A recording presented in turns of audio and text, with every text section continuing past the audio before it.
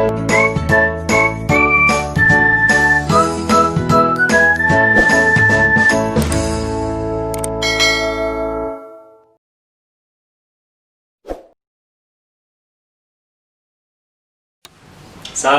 warahmatullahi wabarakatuh. Kaum muslimin muslimah rahimahullah dimanapun anda berada. Setiap tanggal 10 Dzulhijjah seluruh umat muslim di dunia merayakan hari raya Idul Kurban atau Idul Adha atau hari raya haji. Dalam kalender Masehi, hari raya Idul Kurban pada tahun 2020 ini jatuh pada hari Jumat tanggal 31 Juli 2020. Namun tahukah Anda bahwa di balik sejarah hari raya Idul Adha, di sini saya akan menceritakan sedikit tentang kisah awal mula sejarah Idul Adha. Idul Adha dikenal dengan sebutan hari raya haji, di mana kaum muslimin yang sedang menunaikan ibadah haji melakukan wukuf di padang Arafah dengan menggunakan pakaian yang serba putih atau pakaian ihram. Pakaian ini melambangkan persamaan akidah dan pandangan hidup, mempunyai tatanan nilai, yaitu nilai persamaan dalam segala sisi bidang kehidupan. Tidak dapat dibedakan antara mereka, semuanya merasa sederajat, sama-sama mendekatkan diri kepada Allah Subhanahu wa Ta'ala yang Maha Perkasa sambil bersama-sama membaca kalimat talbiyah. Di samping Idul Adha dinamakan hari raya haji, juga dinamakan Idul Kurban, karena pada hari itu Allah memberi kesempatan kepada kita untuk lebih mendekatkan diri kepada Allah. Bagi umat muslim yang belum mampu mengerjakan perjalanan haji, maka ia diberi kesempatan untuk berkurban, yaitu dengan menyembelih hewan kurban sebagai simbol ketakwaan dan kecintaan kepada Allah Subhanahu wa Ta'ala. Ma'asyiral muslimin rahimakumullah, perayaan Idul Adha yang disambut sukacita oleh umat Islam ternyata menyimpan kisah yang sangat menyedihkan sekaligus menginspirasi. Idul Adha adalah hari untuk memperingati ujian paling berat yang menimpa Nabi Ibrahim alaihissalam. Perayaan hari raya Idul Adha tidak lepas dari pemotongan hewan kurban. Syariat yang diturunkan kepada Nabi Ibrahim alaihissalam yang sejarah tersebut, asal mula kurban berawal dari lahirnya Nabi Ismail alaihissalam. Sewaktu Nabi Ismail mencapai usia remaja, Nabi Ibrahim alaihissalam mendapat mimpi bahwa ia harus menyembelih Ismail putranya. Dan mimpi seorang nabi adalah salah satu dari cara-cara turunnya wahyu Allah. Maka perintah yang diterimanya dalam mimpi itu harus dilaksanakan oleh Nabi Ibrahim alaihissalam. Mimpi Nabi Ibrahim yang merupakan wahyu dari Allah tentu membuatnya gundah gulana. Namun saking cintanya dan taatnya kepada Allah Subhanahu wa Ta'ala, ia dengan lapang dada mau menyembelih putranya. Suatu hari Nabi Ibrahim mendatangi Ismail untuk menyampaikan perintah Allah bahwa ia harus menyembelih putranya. Sungguh tidak disangka, Ismail justru mengamini perintah dalam mimpi ayahnya tersebut. Dirinya tidak merasa takut atau marah kepada ayah kandungnya. Hal tersebut dikarenakan mimpi itu merupakan wahyu dari Allah Subhanahu wa Ta'ala. Mendengar jawaban dari anaknya, Nabi Ibrahim pun terkejut. Ia tidak menyangka anak kesayangannya itu begitu ikhlas untuk menerima perintah Allah Subhanahu wa Ta'ala. Namun tidak mudah lagi bagi Nabi Ibrahim menjalankan perintah tersebut. Pasalnya, setan terus menggoda dirinya agar membatalkan perintah itu. Tetapi usaha setan gagal. Begitu pula yang terjadi ketika setan menggoda Ismail. Mereka juga mengalami kegagalan. Tidak ingin menyerah, setan kemudian menggoda istri Nabi Ibrahim. Akan tetapi usaha setan tersebut tetap tidak berhasil. Tibalah waktu penyembelihan pada hari H, yakni tanggal 10 Dzulhijjah.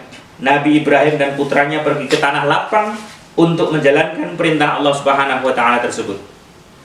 Nabi Ibrahim menyiapkan pedang yang sudah diasah dengan sangat tajam agar Ismail tidak merasa kesakitan ketika disembelih. Ismail meminta sang ayah menutup mata agar tidak terasa iba ataupun ragu melaksanakan perintah dari Allah Subhanahu wa Ta'ala.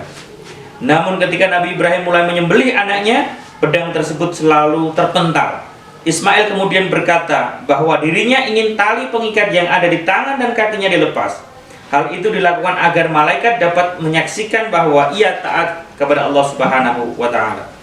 Peristiwa yang terjadi selanjutnya adalah peristiwa tradisional yang menjadi sejarah hari raya Idul Adha, yaitu hari raya kurban, yaitu ketika Nabi Ismail ditukar dengan seekor domba. Ada suatu riwayat yang menyebutkan bahwa malaikat Jibril lah yang membawa domba serta menukarkan dengan Nabi Ismail. Pada saat itu dituliskan bahwa semesta beserta isinya mengucapkan takbir demi mengagungkan kebesaran Allah Subhanahu wa Ta'ala atas kesabaran yang dimiliki oleh Ismail dan Ibrahim dalam menjalankan perintah Allah yang berat tersebut. Sejak saat itulah tanggal 10 Dzulhijjah diperingati sebagai hari raya Idul Adha atau hari raya kurban. Demikian adalah cerita singkat asal muasal daripada hari raya kurban. Ma'asyiral muslimin rahimahullah. Kemudian apa hikmah di balik Idul Adha? Ada beberapa hikmah yang bisa kita petik dalam momen-momen Idul Adha ini. Yang pertama, meneladani ketakwaan Nabi Ibrahim alaihissalam. Dalam surat Al-Hajj ayat 37 Allah berfirman bahwa pahala berkurban akan sampai padanya melalui ketakwaan. Bersama putra yang amat dicintainya, Nabi Ibrahim berserah diri untuk melakukan apa yang telah Allah perintahkan. Allah pun membalas ketakwaan keduanya dengan pahala besar dan derajat yang tinggi. Dari sejarah tersebut, umat Islam sudah sepantasnya meneladani ketakwaan para nabi dan rasul terdahulu, terutama kisah Nabi Ibrahim yang menjadi cikal bakal turunnya perintah berkurban.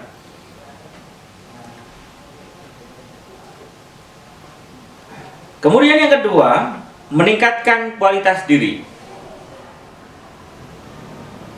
Haji dan kurban yang termasuk dalam cakupan ibadah Idul Adha bukan sekedar ritual keagamaan semata, tetapi juga menjadi sebuah usaha peningkatan kualitas diri. Jika dijalankan dengan ikhlas dan landasan takwa yang kuat, ibadah tersebut dapat menguatkan kesadaran, pengendalian, serta pengolahan diri seseorang muslim. Kemudian yang berikutnya,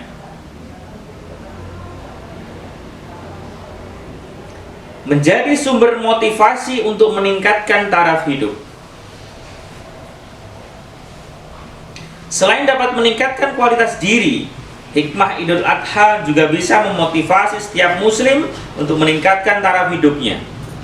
Seorang muslim yang ingin menyempurnakan ibadahnya dengan berkurban tentu akan termotivasi. Mereka akan senantiasa berusaha dan bekerja keras agar dapat menunaikan ibadah ini. Kemudian yang keempat, menumbuhkan kepedulian sosial. Kurban bisa pula dijadikan sebagai sarana untuk menumbuhkan kepedulian sosial, termasuk empati dan toleransi. Perintah berkurban pada dasarnya adalah satu pengingat bagi muslim yang sudah mampu untuk membantu muslim lain yang kurang beruntung. Kemudian yang kelima, hikmah daripada Idul Adha menjadi salah satu cara membahagiakan sesama. Hari raya Idul Adha, menyembelih hewan kurban ternyata juga bisa menjadi suatu sumber kebahagiaan bagi sesama saudara muslim, terutama kaum du'afa. Seperti disebutkan di dalam Al-Quran dan hadis, berbagi kebahagiaan terhadap sesama merupakan perilaku terpuji.